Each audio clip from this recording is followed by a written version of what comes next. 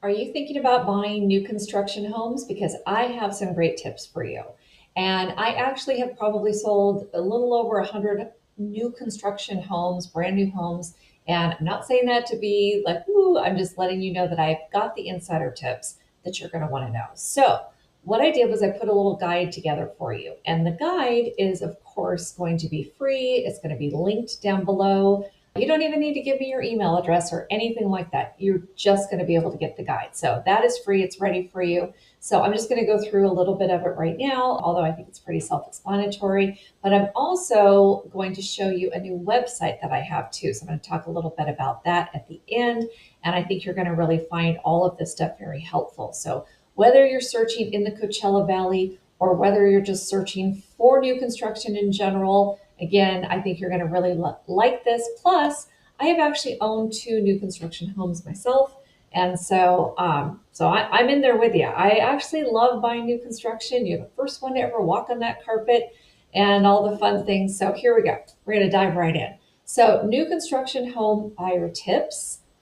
And this is the guide that you're going to get. So, first of all, the one thing I do want to tell you, this is maybe the most important thing, is if you're using a real estate agent, and especially right now with needing to buy right up home buyer contracts. So if you're a home buyer since August of this year, which is 2024, this month right now is December of 2024. So we've already been doing this for several months now, just about 4 months. So we now have a new rule. It's a nationwide rule. It had to do with a lawsuit that happened and a deal that was made. Seems a little silly to me, but it is what it is. And now, anywhere in the United States, you must sign a buyer's agency agreement in order to start showing buyers property, in order to open the door, or even get this, do a video on their behalf. So, and I do a lot of that because I'm in the Coachella Valley. A lot of people are coming in from all over the country and the world, and they want to see what they're, you can't just run over here every time a house comes on the market. So I've actually come up with a really good system for doing videos.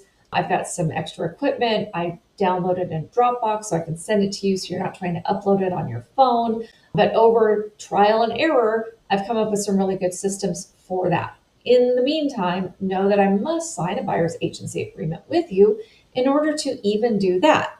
So now you've signed a buyer's agency agreement with someone. Now, not every state's going to be like this, but in California, you can sign a non-exclusive buyer's agency agreement.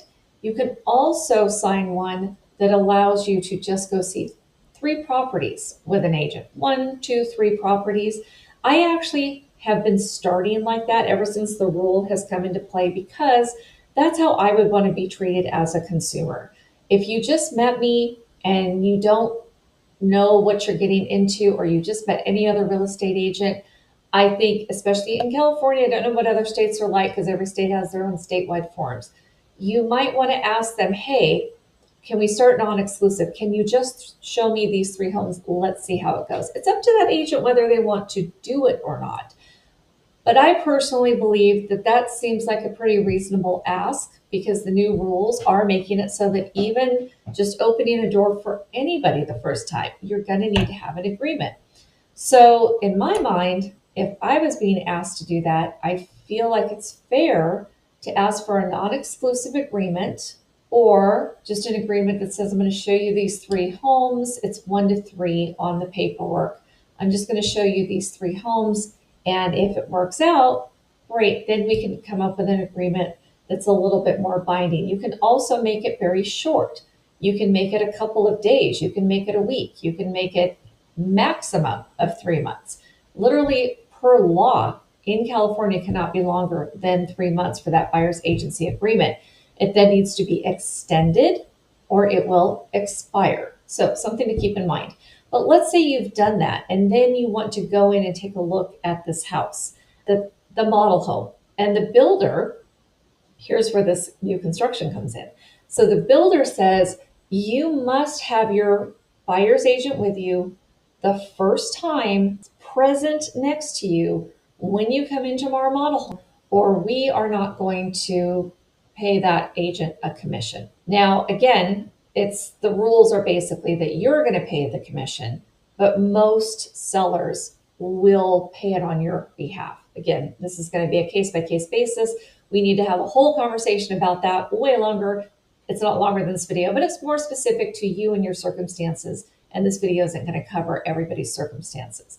But if you've already signed that agreement with an agent, technically speaking, you would now owe that agent, whether they walked in the door with you and helped you with that new construction property or not, commission if you then went and bought with the builder. So it just makes sense that you would want to be extra careful now that this rule is in place.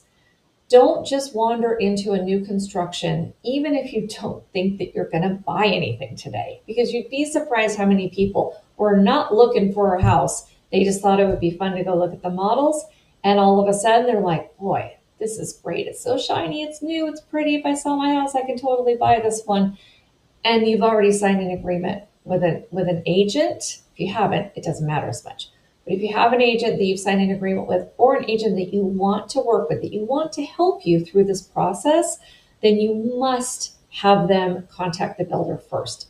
They might find out that they can register you over the phone, but most of the time they're going to need to be with you in person when you're there. So that's rule number one, because you don't have this rule, the rest of it kind of goes out the window. I mean, it's still good advice, but the rest of it goes out the window if you actually want somebody to help you that doesn't work for the builder, right? The people that are at the new construction site, at least most of the time, are working for the builder. For me, I actually was still an independent contractor, and I sat at new construction sites. I even managed a couple, but I was still an independent contractor. I did not work for the builder. I was not really hired by, but maybe subcontracted by the listing agent to be there, but was not in any way, shape, or form representing the builder. So there was still two people representing people's best interests. There's still a builder with their own agent representing their interest, and there's still a buyer's agent representing the buyer's interest. It was an interesting way to do things that I do not find happen in Southern California. I've worked in several areas. Las Vegas is much like Southern California, for instance. Same thing. Typically, you walk in the front door, you are talking to the builder's, not just agent, but usually employee. Okay, something to keep in mind. Now, moving right along, let's talk about home inspections, because most new construction homes are not going to be subject to an inspection. What does that mean? You've put down a deposit, you've put down some earnest money. Now that money is, and the builders, they may vary on what they expect. The resale customary amount that you would put down in this area is 3%. So let's say you're buying a $600,000 home. Your earnest money is going to be $18,000. In this particular case, again, not a hard and fast rule, that's customary. In this particular case, maybe the builder follows that same rule. They're saying, yeah, we're going to do 3% down. That's fine for the earnest money for the deposit. And you say, okay, great. Well, I want it subject to my inspector looking at it. Well, they're probably not going to do that, especially if you're getting the home at a very early stage, because they're going to be building that home, probably making some customizations for you, and expecting that this home is off the market. They're not going to be offering it to new buyers as they come in. They're going to say, this one's taken, this one's reserved, this one's pending sale. So chances are you are not going to be able to bring in your home inspector, who, again, home inspectors are fantastic, but probably know a little bit less than the builder, the actual contractor, knows. So I've actually had inspectors come in and they'll recommend, hey, I think you should do this. And then the builder has come back and said, no, we're not going to do that, but here's why. And it makes sense, right? So why would you then still get a home inspection? Why would you pay that money if you are buying a new construction home and you can't get your earnest money back if you back out? Okay, I'm going to tell you why. It's still really important, because that home inspector is going to give you a history. They're going to give you a not a recorded document, but a document that says what the house was like when you were not living in it yet, when the builder still had possession of the property. So in other words, if you come across something and it's breaks down the road and they say, oh no, no, you did that. You did that when you moved in. You can go back to them and go, no, I didn't. And here's the proof. Okay. So that's number one. Historical record. That's what I was trying to say. The other, it's written right there.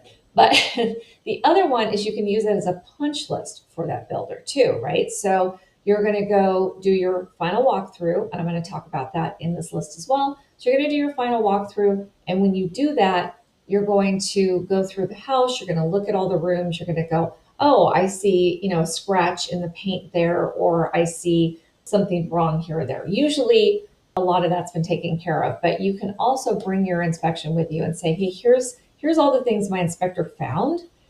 And hey, would you do these things for me? And again, they may push back. There's something that they don't think is necessary, but they are going to be responsible to you for the next year. Anything breaks, I'll give you an example. My home that we are living in right now, the one I'm sitting in, something happened with the seal at the base of the kitchen sink. And it happened to the one next door too. All of a sudden I wake up in the morning and I had my counter had this water just all sitting at the top. And we had not lived here for a year yet. We were getting really close, but we hadn't. So I let the builder know something's going on. This is leaking, and they came out and they fixed it. They replaced the faucet, had something to do with the seal at the base, and it was all on their dime. So the builder's going to be responsible for the property for the next year. They're not necessarily going to want to just ignore what the inspector found. It's actually helpful for them so that they can go through and go, oh, well, geez, I'm glad they caught that because we're building dozens of homes and sometimes you miss something, right? I will give you another example. I sold a property one time where the inspector found that the electrical in the whole house was not grounded. It wasn't grounded. That can be a big deal. Of course, the builder fixed it. They went, okay, yes, we will definitely fix that. They also, this same inspector found in the same home, there was an issue with the fireplace, the gas fireplace. He was like, yeah, this could literally explode if it's not fixed, right? So he found something very valuable there as well. And these things happen. These builders, they're not perfect, and they've got subs coming in and out, and it could definitely be worth your while to make sure that happens. Because let's face it, even though the builder is going to come in and fix things for the next year, you don't want them to have to. You would rather your home is just in good working condition and that everything's running smoothly so that you can get on with your life and not have to make appointments and have people in and out and fixing things, right? So that is your reasons for spending that roughly $350 to $550 on a home inspection. They can go up from there. There's reasons, there's value, but most home inspections are roughly between $350 and $550, depending on the size of the home as well. So picking upgrades, this is something that you might find interesting. You're going to be putting a down payment on your loan, unless you're buying cash, of course.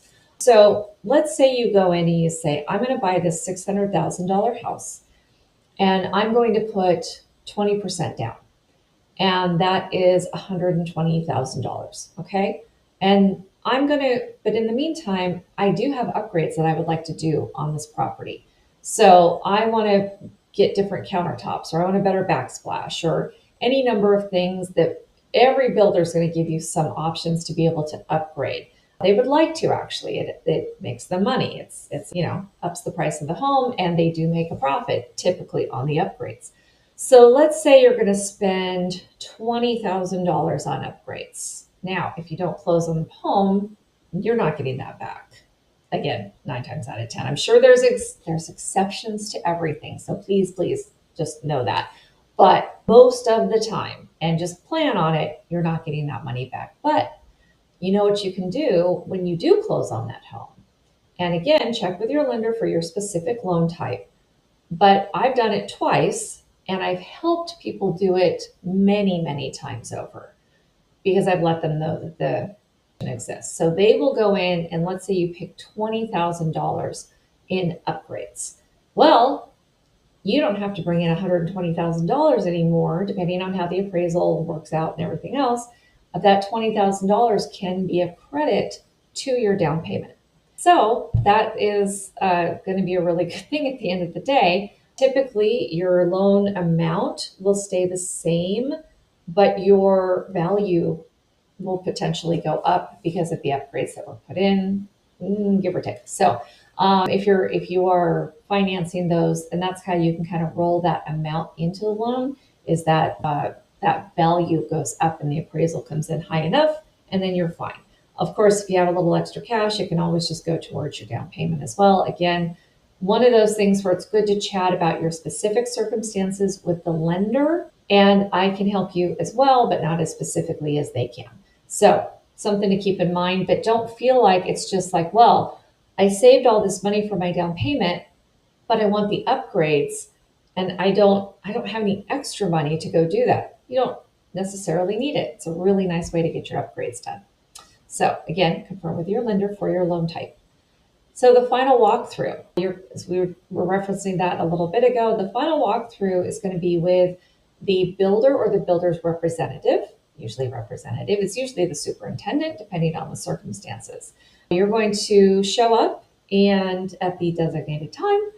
And if I'm your agent, I would be there with you. And as you walk through the property, in fact, another thing that I've done in the past for people who are out of the area, because a lot of people who are moving into this area, whether you're moving here to retire or whether you're buying a second home just for your vacation, a lot of people are not here and they want to move here, but they can't just live here while a new construction home is being built. And also the timing can be very flexible as well. So, it's going to be done at the end of August or the end of September, right? You can't just stay here. So I have gone through and I've done videos for people who are for their final walkthrough, where we walk through, and if we can do a FaceTime, even better, because you can ask that person question. But if that is unavailable for you, I will do a video. I will try to think of all the questions that I think you would ask. I will do my best, and I will have those questions answered for you in the video as well. Plus, you'll get to see where the water shutoff is and where the gas shutoff is and where all the manuals for all your appliances. Which drawer are they in? Because they're usually in a drawer. But anyway, so you can do that walkthrough with me as your agent or through video, or if you have another agent, hopefully they would show up on that walkthrough with you. It would be very important to be there. So, if the builder allows it, I've never come across a situation where they didn't. So one of the things you're going to walk in is you're going to probably already see a bunch of blue electrical tape around, and that's going to be for the person who's doing the walkthrough with you. They're going to try to get ahead of this, and they're going to go, oh, there's somebody took a nick out of the wall there. We need to fix that drywall. Here's some missing caulking over here. Here's a blue tape, and they blue tape all over the place of it. The people coming in to fix things will know where to go. They don't have to try to guess where the issue is. If it's on the ceiling, they'll usually put a piece of blue tape, make it an arrow, point to the ceiling with the tape, make a little picture, and so people know what to do. So that is going to happen during your final walkthrough. You're going to walk through, they're going to show you everything. You're going to see something maybe they didn't catch. Oh, there's some paint overspray on this cabinet underneath. I missed 2 of those, I will tell you. In the kick plate underneath your cabinet, there's some overspray, and darn it, that was not gonna go over so well. So they missed it. You put a little piece of blue tape there, and then the guy's gonna come and he's gonna clean off all that paint for you.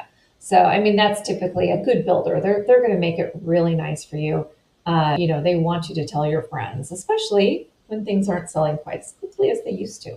So there's that. Almost every new construction home comes with a 1-year builder warranty and a 10-year structural warranty that covers things like the roof and the siding, things like that. However, your appliances sometimes can be a little off on that. So as an example, I had an air conditioning unit and in the new construction home that we bought, and that unit had an issue, and it was about 10 months in. But the builder had put it in 6 months prior to closing on the property. Now, this is not going to happen most of the time, because most of the time the builder is going to take responsibility for that unit. But in this particular case, they didn't. It was a bit of a problem. We had to kind of go back and forth. So one thing that you might want to ask is, again, because those units can be put in well before your closing, is, hey, I know that this appliance has its own 1 year warranty. Are you going to cover anything if that 1 year warranty runs out? Some of them might even know what you're talking about because, of course, they're going to do that. But not all of them are. So it's just something good to ask. I would have never thought to ask it if it hadn't happened to me. So there you go. So when you come back after that 1 year, let me come back to this. The reinspection for the 1 year builder warranty, I would recommend that you actually get an inspector, the same one who will probably charge you less money just to come out and do a quick overview on the property. Most likely there's usually a smaller fee.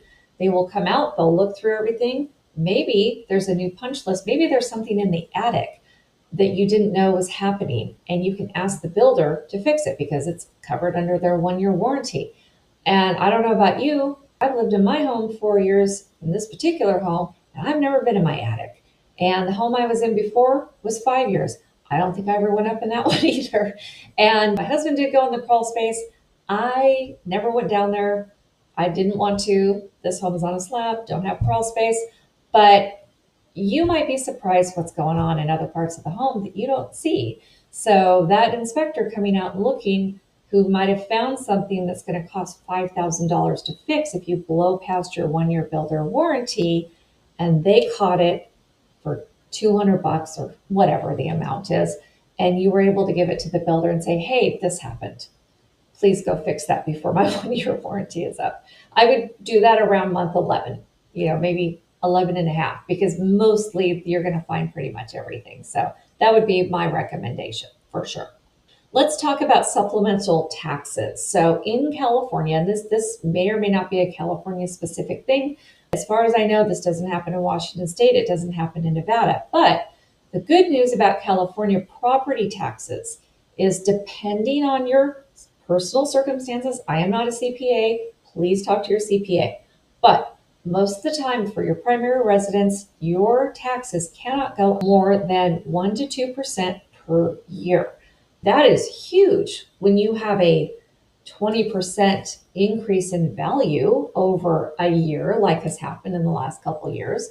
So when you think about that, it's a really good thing. California taxes don't seem so expensive anymore, do they? But anyway, I'm going to do a whole other video about Proposition 19 and how that can work for you, or 13 is how it started, but how that can work on your behalf. What I want to talk about right now, though, are the supplemental taxes. So when you buy a property that is new construction, the builder has been paying for the lot because it's not a house yet. Nobody's living in it yet. So they're not paying taxes like it is a home. But as soon as you close, it now is going to come up, and it's going to be, in our area, 1.24%, give or take, the purchase price, whatever price you paid to buy that house. No matter how much you put down, it's not the loan amount, it's the purchase price. There may also be some other costs referred to usually as mellow roofs, which can be a sewer capacity charge. It can be whatever charge it is it was cost to build the streets, or different things like that, right? So there's some mellow roofs, a lot of times those end, but it usually takes many, many years. But they also, a lot of times, like for instance, our garbage, recycling and compost, all three together, and our sewer are also paid as part of our taxes too, in that other section that wasn't the 1.24%. So you'd have to pay those anyway. So that's really kind of a wash. But the supplemental taxes refers to the difference when you went from a lot and how much that lot value was to when you went to a home. And there's going to be a large difference between those amounts. And they may not catch it at first. And in Washington State, our new construction home, they didn't catch it at first. And we just got 1 year where the taxes weren't that much. It was kind of nice. Here, and I don't know if they do that. Maybe they've changed that too. Who knows? Here, supplemental tax will catch up with you eventually.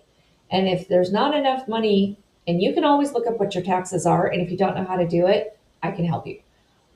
But you can always look up how much they are, how much they were just assessed at, and then you can just do the math on your loan. If you have a loan, if you're not doing cash, you can look at the math between the difference of what you're being charged in your principal, interest, taxes, and insurance. PITI. If you hear people refer to PITI, that's what they're referring to, the four parts that make up your loan.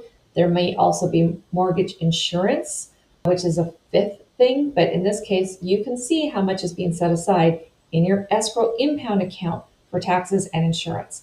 And if they're not collecting enough money, you're going to end up owing more once that year has come around. So you might want to take a look at that and go, oh, here's what my taxes are going to be. And I can help you with this as well. Here's what my taxes are going to be. Here's what the Mello-Roos, that divided by 12 is way more than what they're taking out of my impound account on my payments. That is a clear sign that you're going to need to set aside some money for that supplemental tax bill that will be coming. What is that? It's the difference between what the last owner was paying and what the new owner is paying. And because of our California law that says that the property taxes cannot go more than 1% to 2% on your primary residence per year, check your accountant. I know, I have to say it over and over, but you know how people are these days. But because of that, you could have somebody who's been living in their home for 20 years, and that person is paying also very little taxes. You should have seen what my grandma was paying on a property that she bought in 50s or 60s. It was unbelievable, so low. And if she sold that property, unfortunately it was burned. This was up in Northern California. But if she had sold that property as a resale, same house to the next person, they would have spent way more money than what she bought it for. I mean, unbelievable amounts more, and their taxes would have gone up dramatically, right? So if they didn't catch that, if they didn't have the right amount coming out in the loan, you're going to have a problem. And if you've paid cash, you're paying your taxes by yourself anyway, separately. So you're going to want to make sure that those taxes that you're paying make sense. Is this about 1.24% plus the Mello-Roos, which is clearly broken down, by the way? When you look up your taxes, you can see the difference between the two amounts. It's actually 3, but again, I can always show you how to do that. Just sign up for a Zoom with me. There's no obligation. I'd be more than happy to go over that with you. But anyway, so when you do that, you're going to get that bill.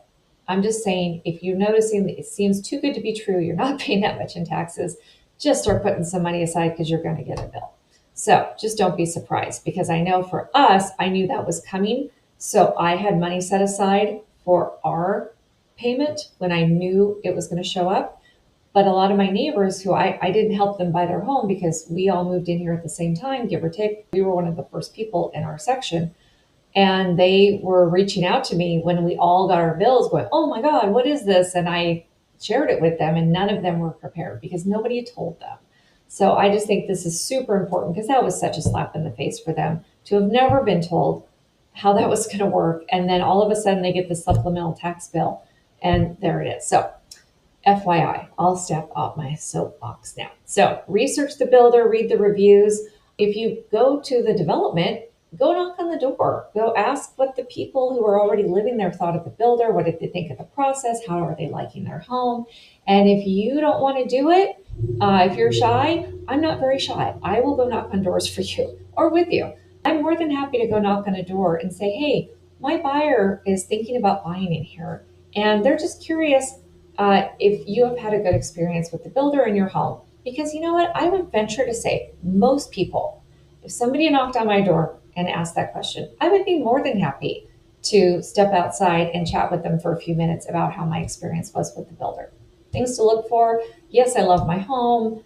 Here's some things I love about the home. Here's a few things I didn't think were so great. Whatever. I would almost guarantee you that most people are going to be more than happy to tell their future neighbors what they think about their property. So also understand the contract, because licensees in California, real estate licensees, cannot explain to you anything that are not on our state forms. Sorry, I'm saying that wrong. Our state forms, our California Association of Realtor forms, are the only forms that we are legally allowed to explain to you. But builders have their own forms, sometimes all of their own forms. And I'm not licensed to explain that to you. So you can have an attorney look it over. You can go to that builder and say, hey, can I get a copy of your contract? I'd like to have my attorney look it over before I sign it. You can absolutely do that. And there might be some pushback, oh, well, this house might go, and it might. And that is a risk that you would take.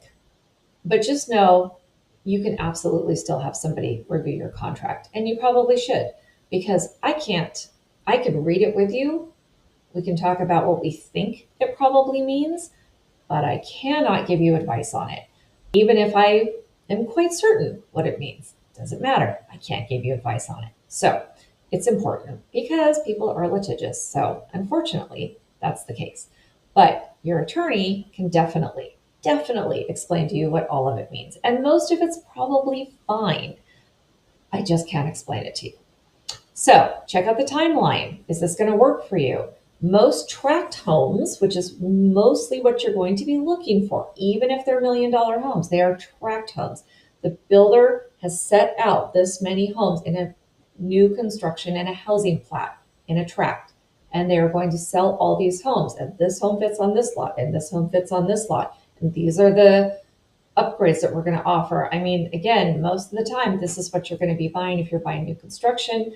Custom homes are a whole other animal and need a whole other video, I promise you. So, but time frames. Now, you're thinking to yourself, maybe, hey, my house isn't going to be built for X amount of months, probably 4 to 8, and I need to sell my house too, actually.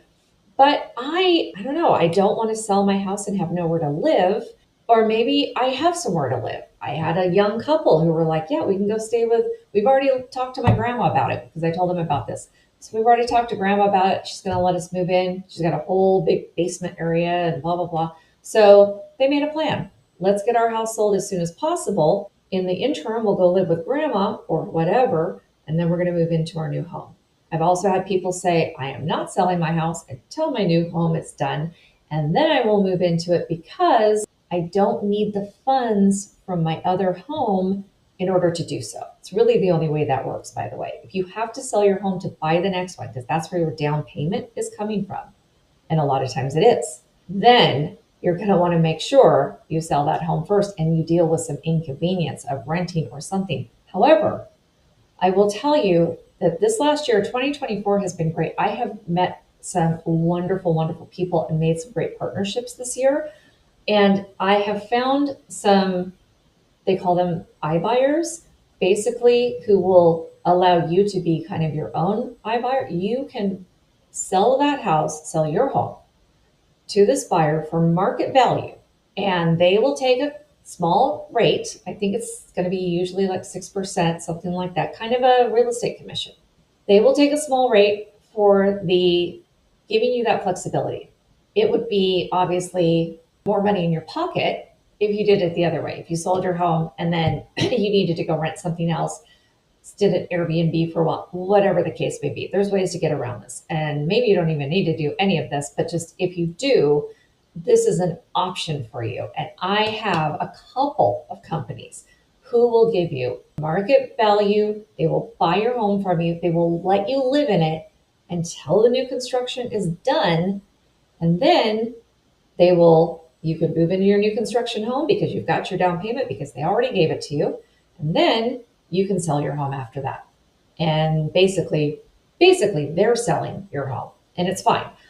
We can go over how that works as well. There are also things called bridge loans that will get you from point A to point B as well. All of these things we can talk about in more detail depending on your circumstances. Now, moving right along, a little bit more about that. Make friends with your superintendent because let's face it, people go the extra mile for people who are nice to them. I really believe in the get more flies with honey scenario.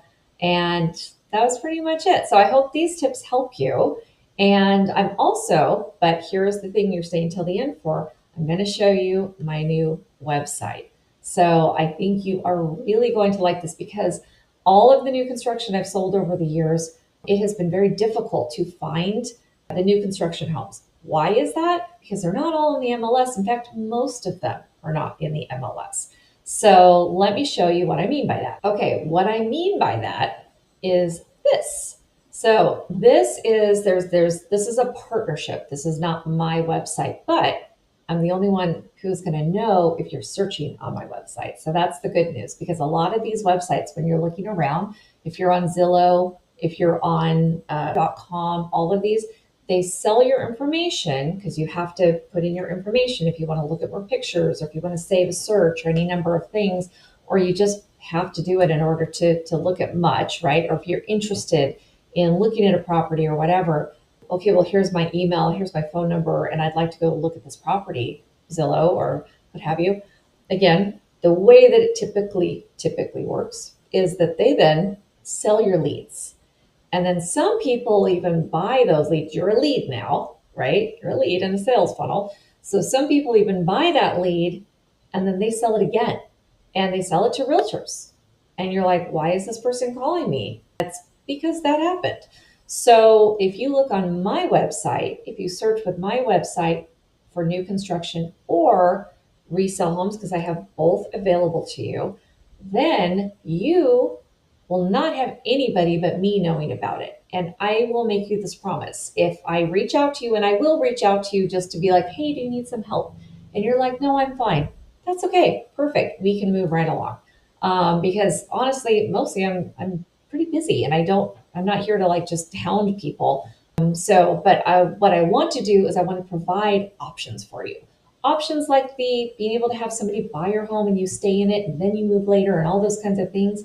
I work really hard to try to make sure that I make these partnerships for these sort of outside the box kind of opportunities for people, as opposed to, and of course, still traditional listings. All of that is obviously something I do as well, but I like to have all these different options for you. So let me show you my new website. It is for new construction. Now, not all new construction is going to be something that you're going to be able to just see again on the MLS, or you're just like, oh, well, I want to know all the new construction properties in this city or that city or whatever. You kind of have to hunt that down, or you have to ask your agent to hunt that down. This website is really cool. It puts it all in one place. So you can go in and you can save your search and you can save your listings. Again, I'm the only one who's going to know about it. This is what they promised me. I've even asked the builders reach out to me when I've set up searches for other people, or when other people have set up searches. They reach out to me to find out more if they can help with more information. They're not going to be bothering you. So, and if you're at that point, that's probably what you would want, right? So in any case, this link is going to be down below, along with that guide that I just showed you. I'm going to have a downloadable link. You click on the link, it's just going to download to your computer. You don't even have to do an extra step. You're just going to be able to do that. And then you're also going to be able to come to this website. And I think you'll like it. Play around with it. See what you can find with all of the areas that I represent. And I have to be honest, before I made this video, I didn't check to see if other areas come up too. But my guess is that they probably do. Maybe, because I think this is a nationwide site. But these are the places I represent. If you're looking for things, by the way, in other areas, I have made some amazing connections with other top-notch realtors across the country. And chances are you need some help in your area. I probably know a really good agent who's going to really take care of you, serve you, not sell you, do it with integrity. I've got people that I can get out to you. So it's also something if you wanted to reach out to me. So anyway, this is the new construction site. You are welcome to click on it, play around with it. If you have any questions at all, you can always my link, you can scan the QR code that's in my banner, which you can probably only see if you're watching this on TV. But I also have a link that says Zoom with me, or book a time with me to Zoom, or something to that effect.